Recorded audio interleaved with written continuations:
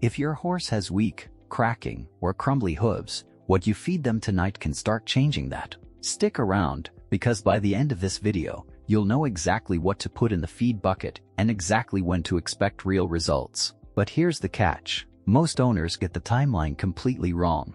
It doesn't work that way. And if you don't understand why, you'll waste months of money and still blame the wrong thing. Your horse's hoof is not a dead piece of plastic. It's living tissue.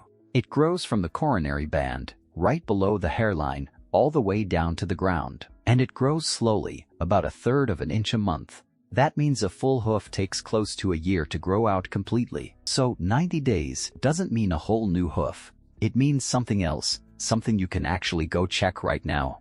Here's where most owners get confused. They see cracks or a crumbly white line and blame the farrier. Sometimes that's fair, but often, the real problem started weeks earlier, at the coronary band, with what the horse was eating back then.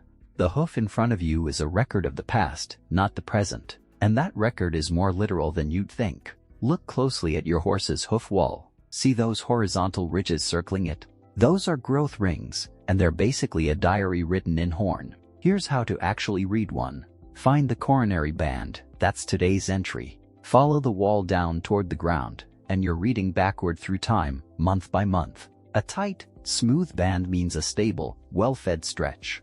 A wide or raised ring often marks a stressful patch, an illness, a hard trailer trip, or a sudden diet change. So if you see a ring sitting halfway down the hoof, count roughly how many months down it is, and that tells you roughly when the stress happened. Learn to read them, and you're looking at your horse's nutritional history, written right into their feet. So what actually shapes what gets written there? 5 things. But don't worry, this isn't a supplement label. Each one has a catch most owners never hear about. Energy comes first, and it's the one nobody thinks about. Ponies fed enough to maintain normal weight grew hoof wall 50% faster than ponies on a restricted diet. 50%. Let that sink in. Not from a supplement, just from having enough calories. This is also why hooves grow faster in spring, when horses are gaining weight on lush grass. Their body finally has spare energy to invest in feet instead of just staying alive. Protein is next, since the hoof wall is almost entirely made of it, around 93%. Lysine and methionine are the amino acids that matter most here, but the catch is this: more is not better. Overdo methionine and you can actually pull down iron, copper, and zinc levels, which has been linked to the exact crumbly horn and white line disease you're trying to prevent. Zinc and copper come as a pair. Zinc drives growth and repair of the wall. Copper gives it rigidity once it's grown. The catch: most hay-based diets are naturally low in both, so a horse can look well-fed and still be deficient in the 2 minerals its feet need most. Biotin is the one everyone's heard of. In a 120-day study on a biotin-based supplement, horses showed 15% more hoof growth than horses without it. The catch: that's one specific product, not proof that any biotin dose works. Other studies on biotin alone found no benefit at all. It helps some horses. It's not magic for every horse. Fat rounds it out. Hoof tissue is 3 to 6% fat, and it acts like a raincoat, helping the wall repel water and resist bacteria. Omega-3s are the ones that do this job best. But here's the twist almost nobody talks about. You can nail every single one of those 5 factors perfectly, and still end up with weak, cracking feet. Because diet isn't the only thing riding on that hoof. Water is too. Hoof horn is actually strongest at a moisture content of around 25%.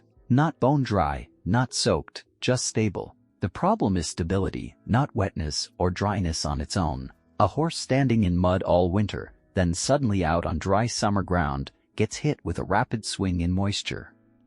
That swing breaks down the internal structure of the horn, and that's when you see cracking and flaking, even in a horse eating a perfect diet. So if your horse has a shiny coat, a good weight, and everything else looks healthy, but the feet are still falling apart, stop checking the feed room. Go check the turnout. Managing this is simpler than it sounds. You're not trying to keep the hoof bone dry or constantly wet, you're trying to stop it from swinging between the two. If your horse lives out in a wet paddock most of the year, don't panic when summer hits and the ground bakes hard. That transition is the actual risk, not the mud itself. A dry lot or stall for part of the day during seasonal changeovers can smooth that swing out. And be careful with hoof oils and sealants used the wrong way. Slapping a heavy sealant on a wet hoof to dry it out can trap moisture inside instead of letting it regulate naturally, which does more harm than good. The goal is consistency, not correction after the fact. And one more piece worth knowing, so you're not chasing a problem diet can't fully solve. Some breeds are simply dealt a weaker hand. Thoroughbreds, for example, have a well-known reputation for thinner, more fragile hooves, likely a mix of genetics and how they're raised early on. That doesn't mean nutrition is pointless for these horses, it just means the ceiling is lower. If your thoroughbred's feet are still weaker than your friend's quarter horse despite doing everything right, that's not failure, that's biology. Now here's the real timeline, laid out honestly. 30 days in, you won't see much. The new horn is only just forming under the hairline. 60 days in, look closely at the coronary band and you might catch smoother, tighter growth starting to push through. 90 days in, that new growth is obvious, harder, shinier, less likely to crack. That's your proof it's working, but the full hoof still takes close to a year to grow out completely, and some nutritionists say old damage can take up to a year and a half to fully disappear. Most owners quit at 6 weeks, blame the supplement, and restart the clock, when the plan may have been working the whole time. So here's exactly what to do this week, and how to avoid wasting the next 90 days. Start with the base, forage at roughly 2% of body weight per day. Then check body condition honestly, because if your horse is underweight, no supplement fixes feet until that energy gap closes first. That's mistake number 1, feeding hooves while ignoring the body they're attached to. Add a basic vitamin and mineral balancer to cover the zinc and copper gap most hay leaves behind, but don't stack multiple supplements with overlapping ingredients. That's how owners accidentally overdose methionine or zinc without realizing it. If your horse has a real history of weak feet despite good weight and diet, a dedicated hoof supplement can help. Just go in expecting months, not weeks, and don't quit at week 6. Check the turnout too. Aim for consistency over the seasons rather than reacting to mud 1 month and take a photo of the coronary band once a month. No photo means no proof, and no proof means you're just guessing whether any of this worked.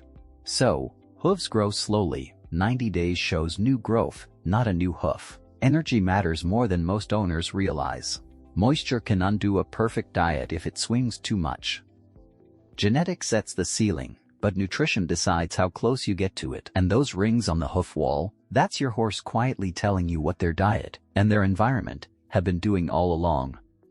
But diet, moisture, and genetics are only part of the story. Even with perfect care, a hoof can still fall apart from a bad trim or from something happening inside it that you'd never spot from the outside. That's next, the early warning signs your farrier might be missing completely.